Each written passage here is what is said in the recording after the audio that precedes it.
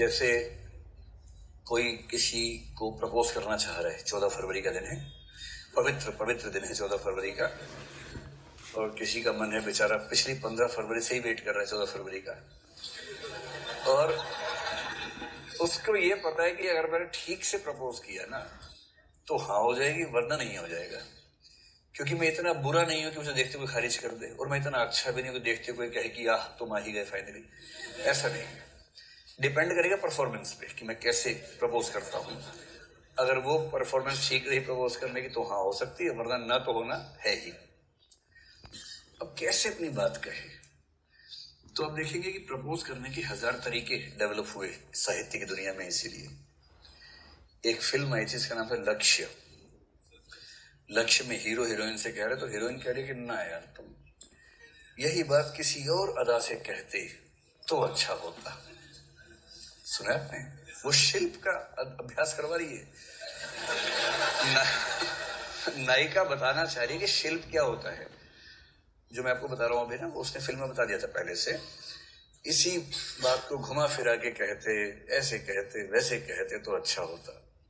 भैया कोई जाके किसी से बोले मैं तुझसे प्यार करता हूं, लग रहा है कि जीएस का आंसर सुना रहा है जैसे। कोई दम नहीं आ रहा ना, क्या तरीका प्यार करता हूं। अरे स्टाइल से कहो। तो कुछ लोग स्टाइल से क्या, जैसे हिंदी फिल्मों में ऐसा स्टाइल खूब दिखता है। एक नायक नायिका से कह रहा है मैं चाहता हूं कि तुम मेरे बच्चों की मां बनो। अब इसमें निहित है कि विवाह करना चाहता हूं, है ना। विवाह का प्रपोजल सीधी भाषा में न देकर घुमा की एक भाषा में दे दिया। अब नायिका को लग रहा है कितना क्रिएटिव आदमी है, कम से कम बात तो ठीक तरीके से कर पा रहा है। ये एक ने सुन लिया, अब वो दूसरे के पास गया, दूसरा व्यक्ति मतलब गया अपने प्रस्ताविका के पास। अब उस लड़की ने पहले सुन लिया था उसका भी, उसने कहा वो स्टाइल तो हो जो, उस नया स्टाइल होना चाहिए। वो क्या करे बेचारा, तो उसने कहा मैं चाहता हूं कि तुम्हारे बच्चों का पिंडदान मेरे बच्चे करें। नहीं तुम्हारा पिंडदान, सॉरी, तुम्हारा पिंडदान मेरे बच्चे करें। अब क्या करे, कुछ नया बोलना है ना भाई, कहां से नया बोले। तो मैं आपको 2 सिद्धांत समझाना चाह रहा हूं। पहली बात सौंदर्य शास्त्र है, एस्थेटिक्स है, और एस्थेटिक्स में नए का जो महत्व है वो पुराने का है नहीं।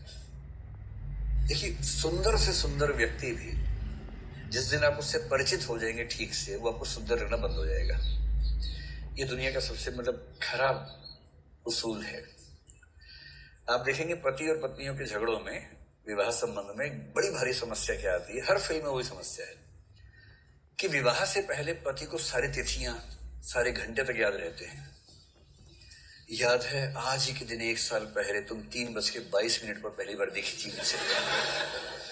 तुम स्कूटी पे थी, स्कूटी स्टार्ट नहीं हो रही थी, फिर मैं आया था कि मैं स्टार्ट कर दूं, तुमने कहा मैकेनिक ढूंढ रही थी, तो मैंने स्टार्ट किया था, और उसी समय पहली बार तुम्हें देखा था। 3:22 पर मैंने स्टार्ट किया, 3:28 पे स्कूटी स्टार्ट हुई तुम्हारी, और तुम 3:29 पे चली गई थी। नायिका को बड़ा अच्छा लगता है, कितना इतिहासकार टाइप का मिला है, कितना याद रखता है, क्योंकि अभी क्रेज है उसको ना। फिर हो गई सहमति, बन गई, विवाह हो गया। विवाह के बाद जब कोई उपलब्ध हो जाता है तो उसका महत्व मिट्टी हो जाता है एकदम। 6 महीने होते होते नायक को नायिका की परवाह बंद हो जाती है, एकदम रत्ती भर नहीं रहती, क्योंकि मिल गया सो मिट्टी है, ना मिला वो सोना है। सरल सा सिद्धांत है। उस नायिका को शिकायत अब ये है कि पहले तुम 3:22 3:28 करते थे, अब तुम्हें यह भी याद नहीं कि आज हमारे विवाह की वर्षगांठ है। आप देखिए लगभग हर फिल्म में पति ही भूलता है कि आज एनिवर्सरी है, पत्नी नहीं भूलती कभी।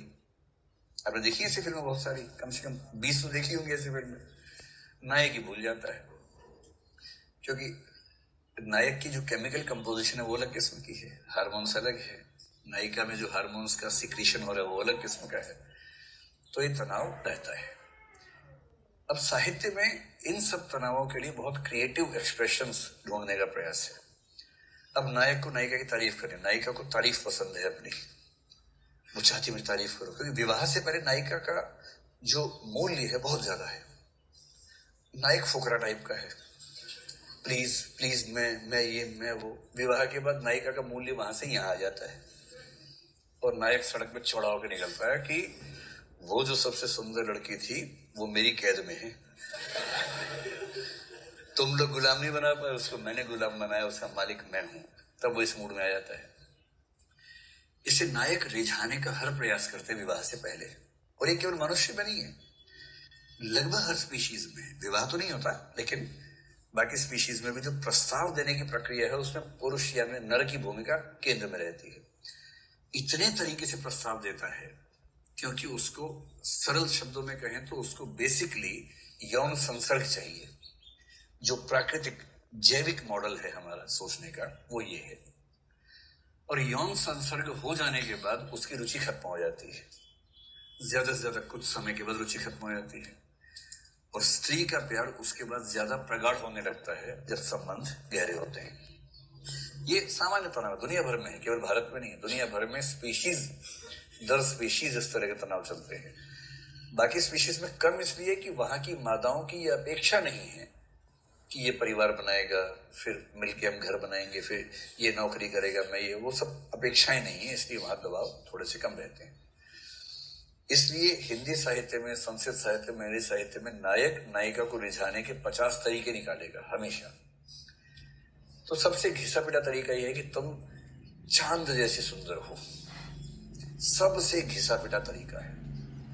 आजकल तो हालत यह है कि अगर कोई नायक बोलते, नायिका इसी पे कैंसिल कर देती है कि तूने चांद बोल कैसे दिया। हर आदमी बोल रहा है अपने अपने घर में चांद चांद चांद।